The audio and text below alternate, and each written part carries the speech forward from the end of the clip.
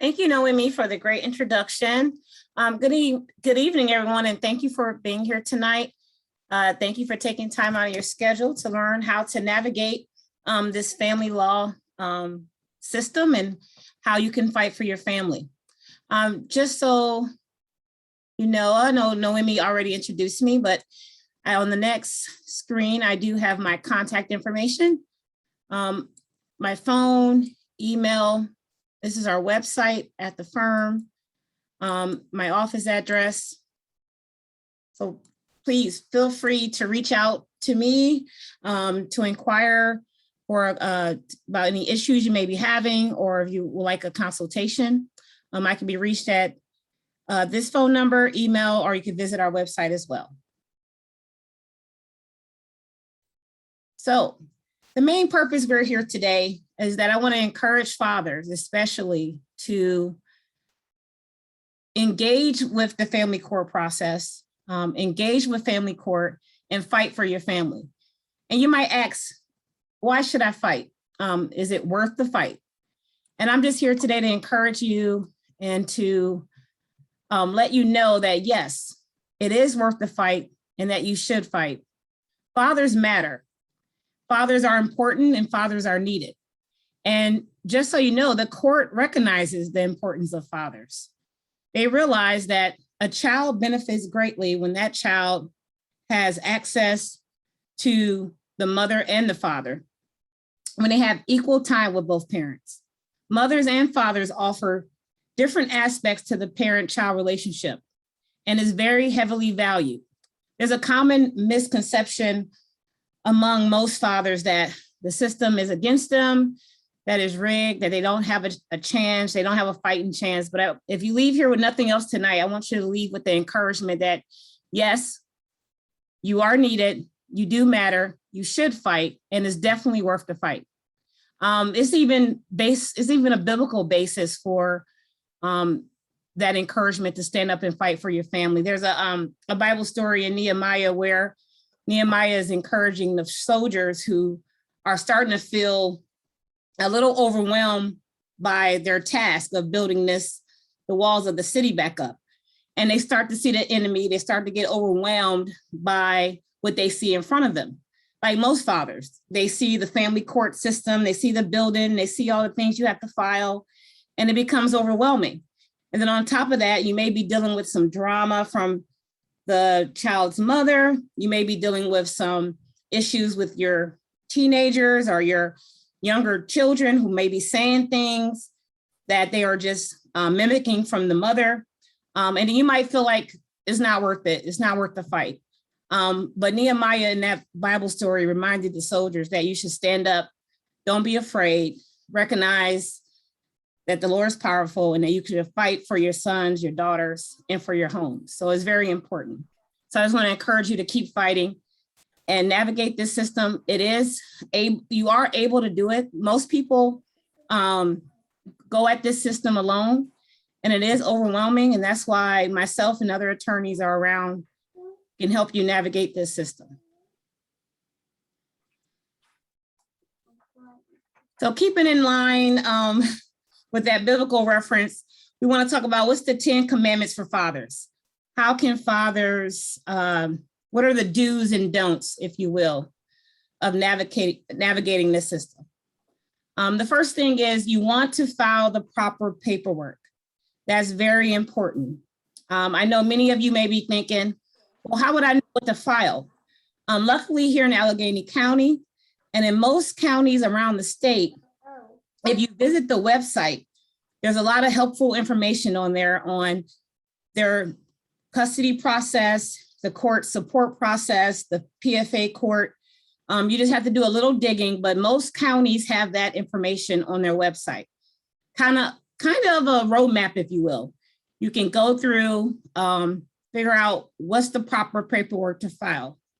For example, you may not get far in support if you're trying to modify your support order, but you're filing, custody paperwork. So that's very, very important.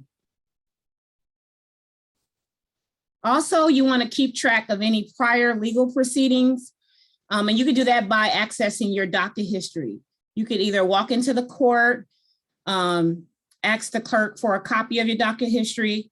You can also log on, look up your docket number, and that number usually begins with a FD, F as in Delta. You look up that number and you can pull up your docket history. So that's important. Why that's important, I think somebody's off mute.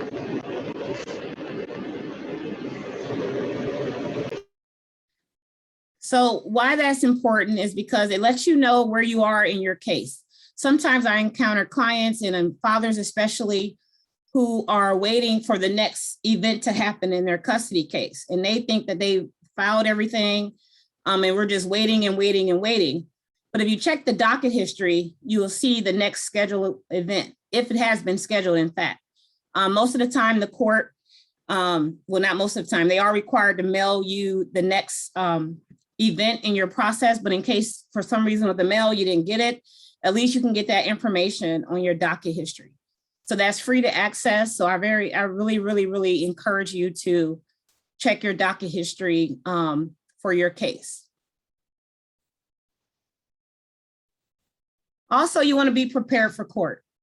So that means in support court, make sure you have your pay stubs, make sure you have your W-2s, make sure you have any information that could affect your financial situation or any extraordinary expenses. And what I mean by extraordinary expenses are any expenses that another father in your position wouldn't have. So perhaps like, for example, expensive medication or some type of disability you may have where you have certain costs. So you want to bring proof of that. Always make sure you have that information with you. For custody, I always advise my fathers to be prepared with any communication you have had with the other party. Keep a log in your phone. I recommend all communication be done in a written form. That way we can kind of keep track of it. So that via email or text messages. I would really encourage you to limit your phone conversation, especially if it's a hostile environment, because we want to make sure we have a paper trail of what was said, when it was said, and the other party's reaction to it. So make sure you're prepared for court. Also, if you're involved with a PFA, if you have allegations against you, if you have witnesses, if you have any proof with you, just make sure you have that ready for court. Also, now I know I may be addressing a crowd that are at different stages of life, but it's just very important to use the proper language while in court. Now we're dealing with family court. We're dealing with matters of the heart. So things are emotional, and I understand that, but it's important that you keep the language respectful. You keep your tone respectful, address the judge as sir or madam or your honor. When you're addressing the other party, make sure you respectfully refer to them, not just your baby mom or your baby's dad or that person over there. Make sure you refer to them. I also highly encourage, this is one of my biggest tips of the night. When you refer to your children in your case, make sure you say our children. Sometimes when you go about your language and you keep using the term my kid, my kid, my kid, most judges, they don't really like that. And it's hard for them to see beyond that. So I would just encourage you to always use our children, our child, our kid. It shows that you come from a cooperative standpoint, that you acknowledge that there's a role for the mother, there's a role for you.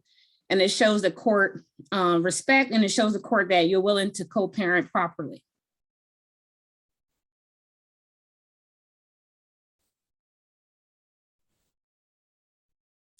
Next, please be on time for all court proceedings. Now, everyone knows down at family court, sometimes your case may be listed at 9 o'clock, but you may not be called back until 11 or noon. You just never know. Your case may be listed for 9 and you're called back at 9:01. So on days that you do have court, I recommend that you clear your schedule as best as possible, that you prepare to be there on time and stay the length of your case.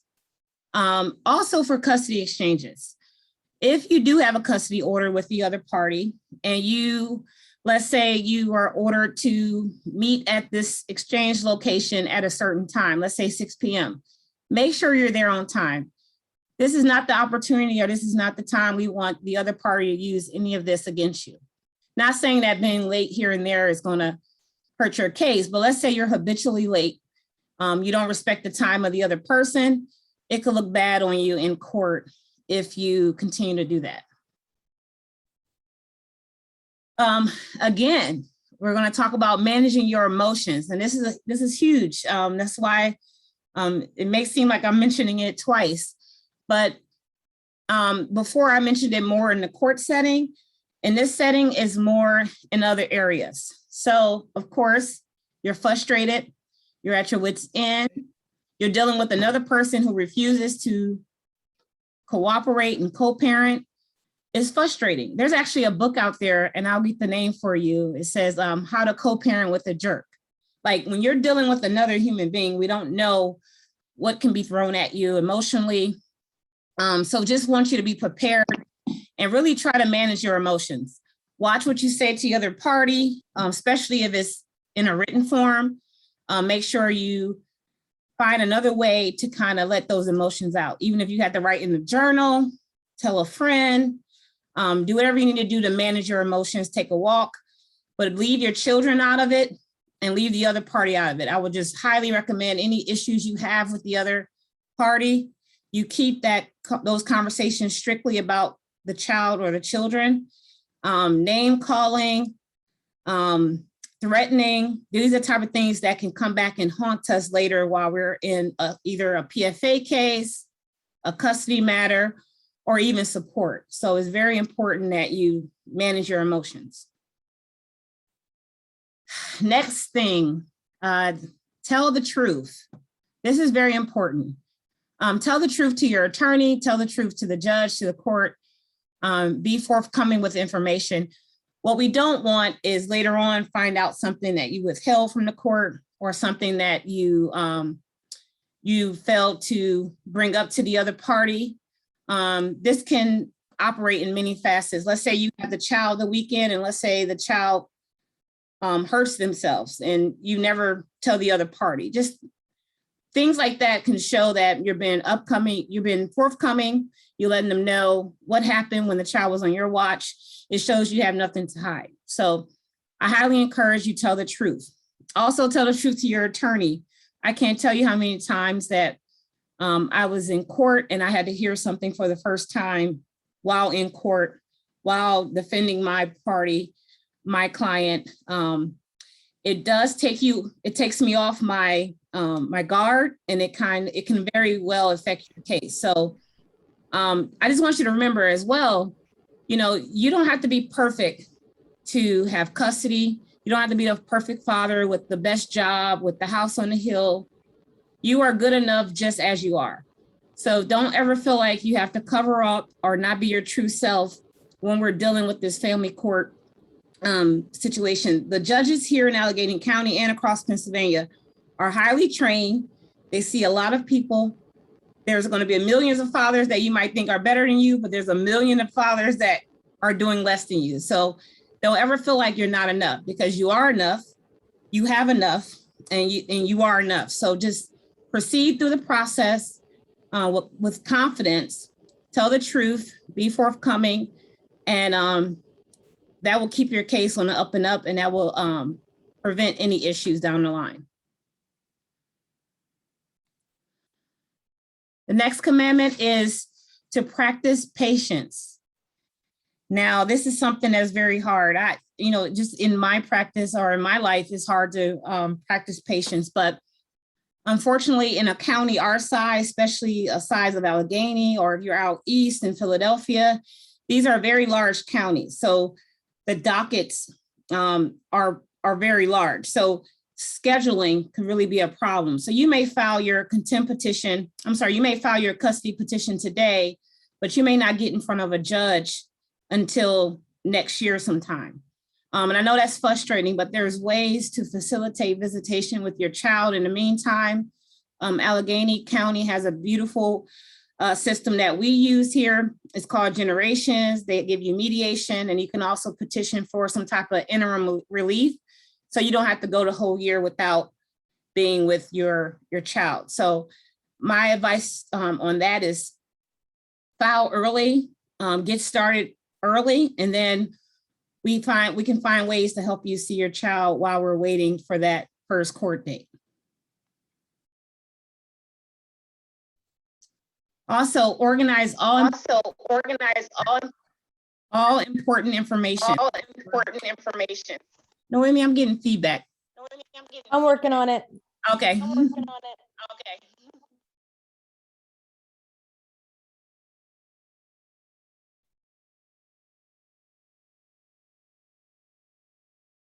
Okay, Dachan, you should be good. Okay, thank you so much. Okay, organize all important information. So again, when it comes to support, that means your financial documents, custody, any court orders you may have, PFA, consent agreements, anything that you may have from the court, just organize it. I will recommend you have a binder or some type of folder where you can keep these documents handy. Custody orders come into play if you have an emergency situation and you're trying to gain access to the hospital where your child is, or school records. Is always good to have that with you. If you had a copy at some point, but now you cannot find it, contact me. I can help you get a copy of your custody order. It's not a hard process to get that for you, so I can do that for you, no problem. But just make sure you have it within reach, and that you just put it with your other important documents. Okay, and last but certainly not least, monitor your social media. In this day and age where everything we do, we post about, we put it online, it really gives someone insight into your life.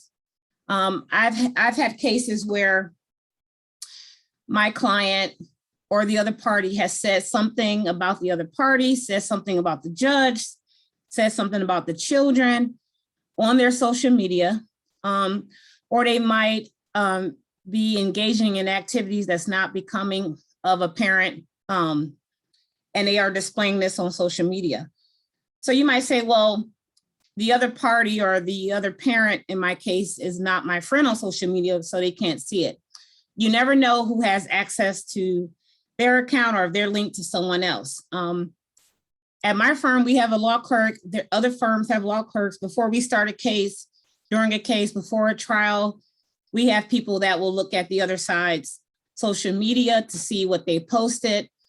For example, if you have someone that claims they're not working, but they're, is pictures of them with all their side jobs on their social media, or if they even have a side job social media page, things like that comes in handy down the road.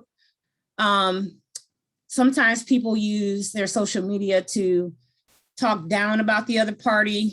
That can come back and harm us as well. It could affect your custody case. When it comes down to it, the judge is trying to decide based on people's credibility. The judge looks at how credible are you as a person? And because that goes a long way, that determines how you're testifying, that determines what you're testifying about. Can the judge actually believe what you're saying? So if you are portraying yourself one way in court, but you're a totally different person on social media, the court will look at that as this person is not credible. This person can't be trusted. So therefore, anything you say in court will kind of be looked at with a sideways view. So it's always best to just monitor your social media, especially if you're going through support case, a PFA case, or a custody matter.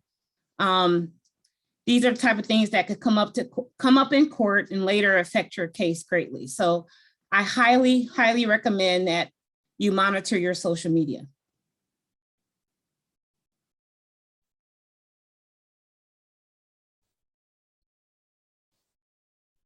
Okay, so that's it for my commandments. I will go back to that next page, but the purpose of this session is that I really wanted to, one, encourage fathers to proceed with the family court process. That means support, custody, PFA, paternity, or any other issues you may have. But I also wanted to make it an informal session where you could ask questions, present any issues you may have had. You can post those questions in the chat, or you can raise your hand. Yeah, if anybody wants to post a question in the chat, raise their hand or unmute themselves and ask the question. It's open to asking questions.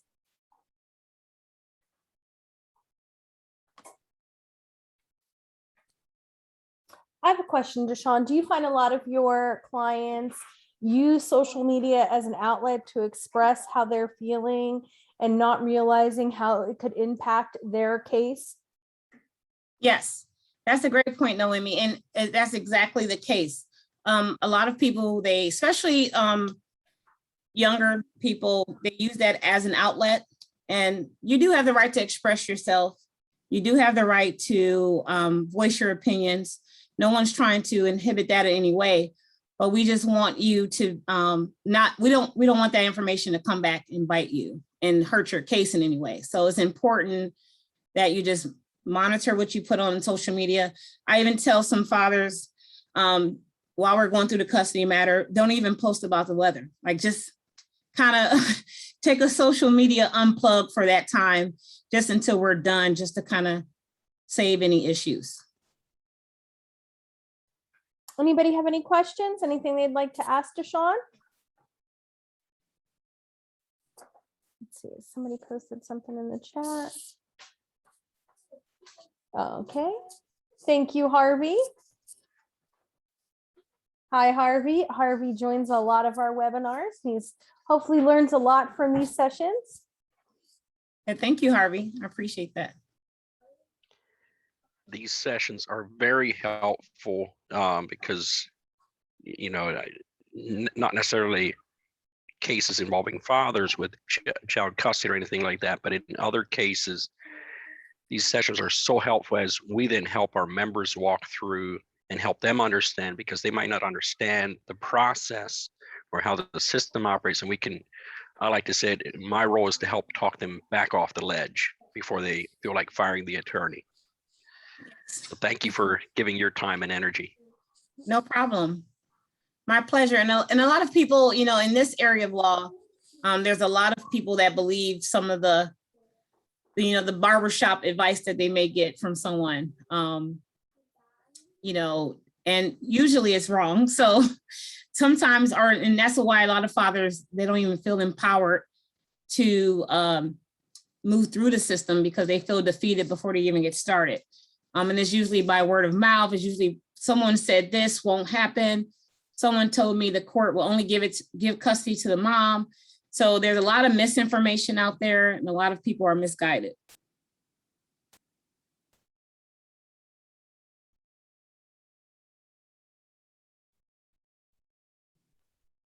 Anybody have any questions?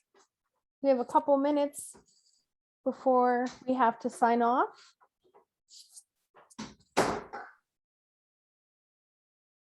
Zach, go ahead. Zach has a question.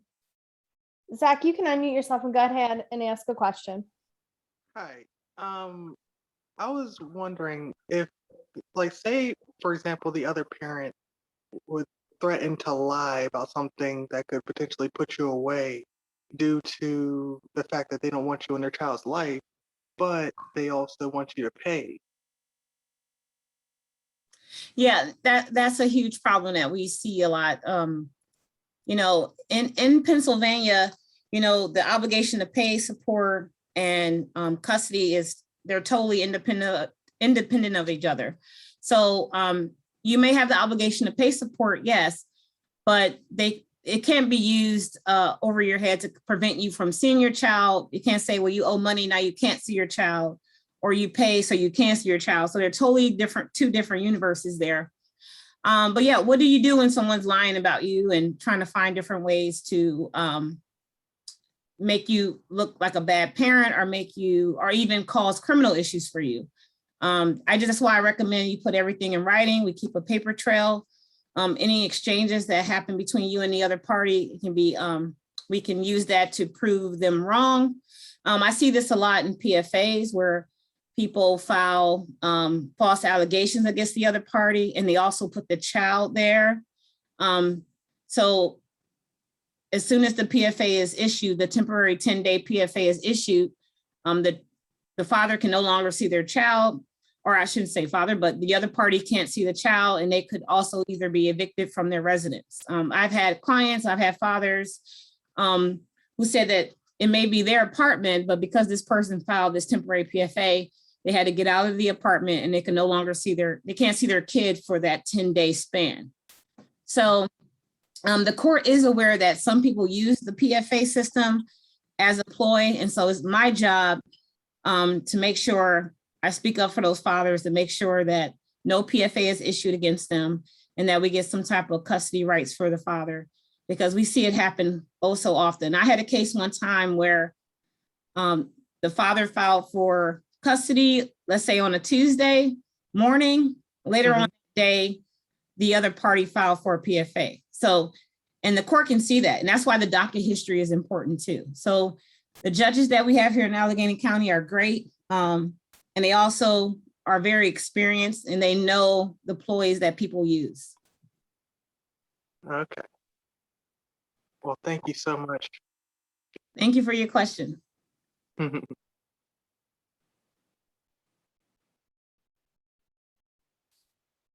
Any more questions? Can you hear me? Yes, we can, Kim. Thank you. I'm on for my son. I have a 33-year-old son, and he has 7 children, and he pays support for just about all of them. I think the last one, there's still some question about. But anyway, what I'm trying to find out, he has 2 daughters whose mother took them and moved to Florida. And before she did, she didn't allow him to see them. And I'm just trying to figure out how he could go about, he misses his children. And I've just gotten in touch with one because she's on social media now. So what I'm trying to find out, what would he really have to do to be able, to somehow, even if they got to come here for the summer or something. Right. And that's I totally just- possible. How old are the daughters? The one's 11 and the other one should be about, because they've been going for quite a few years. The other one should be about 7. Okay. The reason I asked, because that determined, I was asking whether or not they were school age. So it sounds like, yes, they are school age. So usually, let's say a mom and a dad had a child and they had a custody matter already started here in Allegheny County. That mother would not be allowed to move away out of the jurisdiction without permission. And that's called a relocation. They will have to file a petition for relocation, and they have to give the other party a chance to respond. And then the judge would decide if that party could leave the jurisdiction, and if so, what terms they must abide by as far as custody. It sounds like in your son's situation, there wasn't a custody order established. Am I right? Right. Okay, so now what he can do for jurisdiction, as far as custody goes, jurisdiction is where the child is. So have they been there for at least 6 months? Yes, right? Oh, yes. They've Okay. been there for a few years, yes. What he could do is file, have an attorney file in the county where they are currently located for custody. And because they are school age, I've seen custody orders where the party that lives out of state will have the child every break to kind of even it up if they want to go for shared custody and summer breaks. When they're younger, sometimes I see every 4 months, but because the girls are school age, that probably wouldn't be conducive to their education. So they probably could work it out where he could get every break. So spring break, Christmas break, summer break, and they will work it out that way to try to get it as even as possible. It's kind of hard because it is, school age. Yes, okay. But So I he would just encourage has him to do that. contact down there. He has to contact the courts in the area where they live. Yes, so I will look up, let's say I'm just saying Dade County, because that's the county that's on top of my mind in Florida. I'm sure on their website too, they have some type of self-help directions where he could file for custody on his own if he wanted to. Does he have an address for her? No. Okay, I don't. so he would, that's a big one. He would definitely want to get an address for her because she has to be Well, served. unless it's on his court papers, I'm not sure because he pays custody for them. Okay, So if it's on them, maybe okay. he does. Oh yeah, so I don't know if I don't know if her support started here in Allegheny or down in Florida. I think it was in Florida when she Okay. first started filing. So yeah, so whatever county handles the support, I would encourage him to file there for the custody. Okay, I have one more question. Now, Sure. he had another child whose mother didn't file for support. He was buying her things and no, he didn't document everything he bought. But when she did finally file for child support, they put the, what is it when they do it more than, arrears. They put arrears on there. And I kind of thought it was unfair because she chose not to file. And then when she did, they still made him start paying arrears. And she tends to go to court every now and then trying to change things. Okay. So yeah, the law states that the filing of the petition is the start date. So it doesn't actually go back to when the baby was born. So let's say she filed on August 1st for support, but she doesn't get into court. She doesn't actually walk through the door until October. The court will backdate it back to her filing date. So yes, unfortunately, he will leave there with like about a month and a half, 2 months worth of arrears on his case. And most people, that's the way it lines up with the filing of the petition and the first court date, they will end up with some form of arrears. Now, if the parties can agree that he be credited for a certain amount. So let's say I filed in August, but he helped buy school clothes. He helped, he gave her direct payments for those month and a half. Then the parties can agree on that day, okay, we can credit the arrears, start the arrears at 0 and go on forward from October on, you will pay X amount. But no, it doesn't go back until like the baby is born or anything like that. And unfortunately, I know most fathers are saying, well, what if I show you a receipt that I bought diapers, that I did that? The court would just consider that, you taking care of your child, gifting that to your child. They wouldn't necessarily credit your arrears unless it was something like, hey, we had an arrangement that I would pay her rent while, or something that we can kind of prove there. So, yeah, unfortunately, there are arrears, but that's why they add in that arrears provision to help pay it off as you're paying your current order. All right, thank you. Mm-hmm.